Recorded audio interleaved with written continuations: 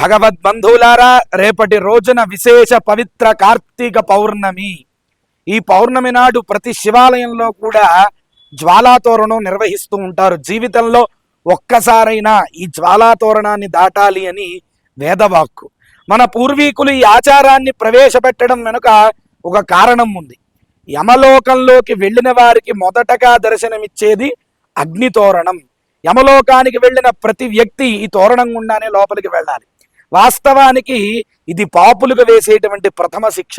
ఈ శిక్షను తప్పించుకోవాలంటే ఈశ్వరుణ్ణి ప్రార్థించడం ఒకటే మార్గం.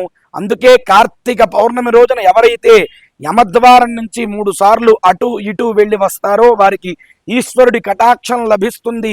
అతనికి యమద్వారాన్ని చూడాల్సిన అవసరం ఉండదు. అందుకే అందరూ తప్పనిసరిగా ఈ జ్వాలాతోరణ మహోత్సవంలో పాల్గొనాలి. అయితే దీని వెనక మరో తత్వకోణం కూడా ఉంది.